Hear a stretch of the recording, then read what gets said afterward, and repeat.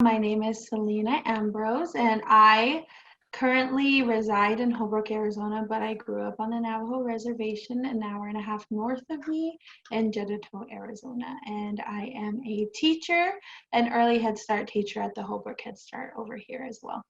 I started out a little bit off track. I wanted to go into the medical field, and then I realized that's not what I wanted to do.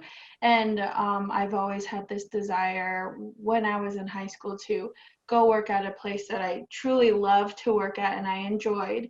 And so I had come back to take care of my grandma, and the opportunity of another job came up, and it was over here at the Head Start. I started out as a TA at first, and then I had taken some early Head Start classes in high school. So when I really got into going back to school and everything, they offered me the early Head Start position, and I am so happy I took it because I don't want to do anything else. I love working with the children, and it kind of just fell into my lap. It wasn't more like this is what I wanted to do. I was kind of in a gray area about where I wanted to go with my career. And then the Lord blessed me with all of the opportunities to work in this field. So after high school, I actually did work at this place called Arts for All, and it kind of just nudged me into working in a child care facility even more. And after I left Tucson, because that's where Arts for All was, I came back, and then my job that I am currently working at the NACOG Head Start, it gave me the ability to kind of boost my education opportunities more because they paid for the classes and they kind of push us as employees to continue our education as well. And I was able to get my CDA within a year of me working there. So I think that's pretty great. But I also did enroll in classes at NPC, and I'm currently graduating with my associates. Tell me a bit about Somos Enlace. What is it? What's the purpose? Why are you involved? Okay, so Somos Enlace is a student organization that was based in Tucson, and then luckily my mentor had connections with the person who was organizing it, and they wanted to bring it to North Arizona rather than just stay in South Arizona. And luckily, since I was really starting to become more interested in the early childhood field, she had asked me to see if I wanted to start the organization at NPC. And it's great, and the whole purpose of it is kind of to connect everybody in the early childhood field and kind of say hey, you're not the only one here. There's a lot of opportunities. It's just not in the teacher position. You can actually become in an office sitting position and be part of the regulations on all that. It's not just a teacher at a Head Start or any child care facility. There's so much more opportunities, and that's the whole reason why we started this organization, kind of to create a networking base for for students in the early Head Start or early childhood organization, which is really awesome. And I found that as a great opportunity. I wanted to dive head into that because when I first started, I really didn't know anything about it. And thanks to my wonderful mentor, Allison Landy, she kind of opened the doors and was like, this is all that's here.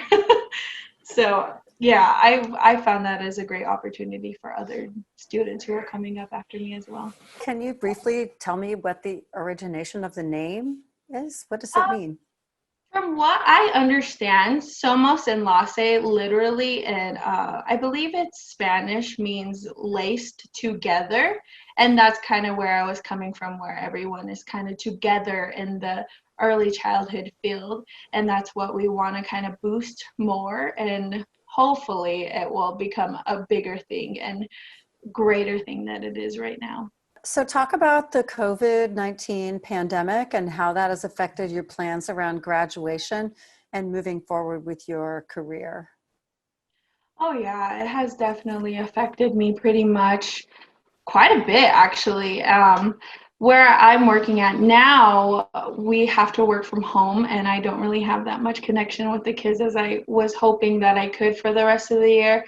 We have had all these things planned, like events and everything, and we couldn't do it just because, the virus struck. And with graduation, it kind of just didn't happen. They were just like, hey, we're going to share all of your information on social media. There's going to be a video. Make sure to join this page on Facebook. That's where we're going to share it at. And it's going to be between the week of May 23rd through the 29th. And it kind of just bummed me out because I was super excited to walk, but at the same time, it's for the safety of others and to not be in groups more than over 10. So other than that, it's really affected me that way. It's kind of been upsetting because my parents still do live on the reservation, and I can't go back and forth because I want to keep them safe as possible as I can. Yeah, they're residing in Jedito, Arizona, where I was born and raised.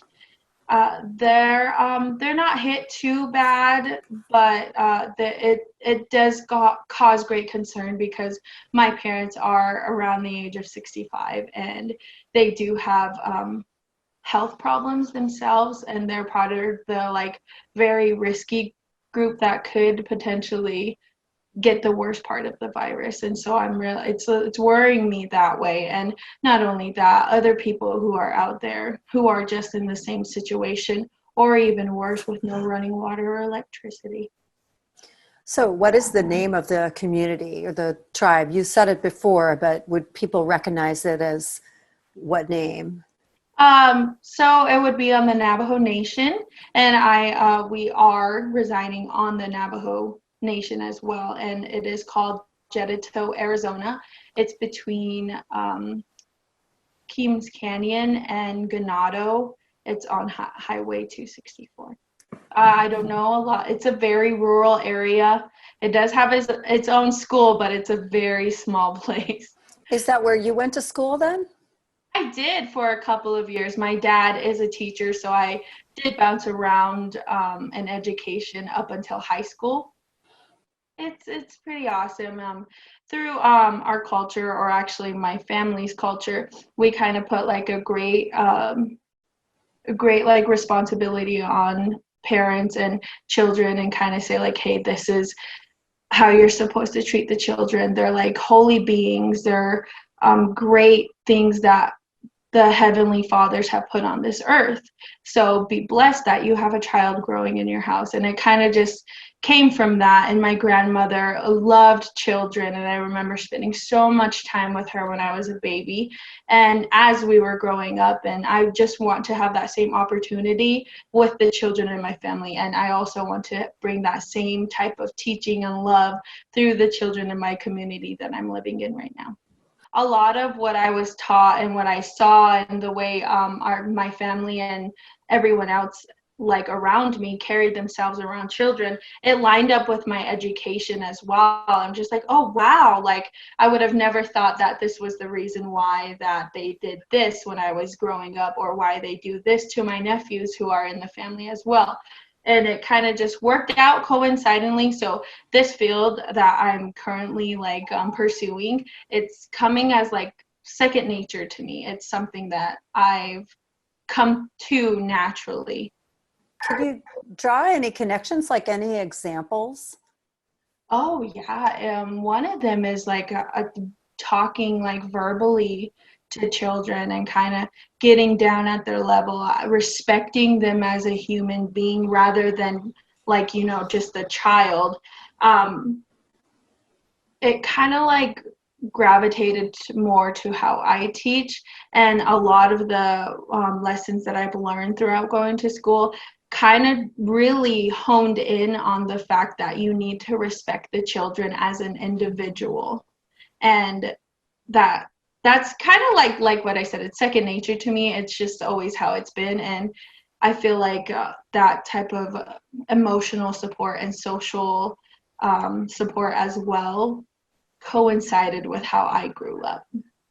So what are your hopes for the early education field, and how will you continue on your journey with your education, My with your own hopes, education? Mhm. my hopes is to actually, for the early childhood field, is for it to expand more. I know there's still like research and still articles being done and bills being passed saying that early childhood education is actually an important thing because it is a basis of what will happen in the coming years. I would love, like I said, to shine more light on it, and hopefully I'm taking the right pathway, and I want to later on become a college professor and kind of bring my teachings that were taught to me to the upcoming teachers who want to be in the field as I am.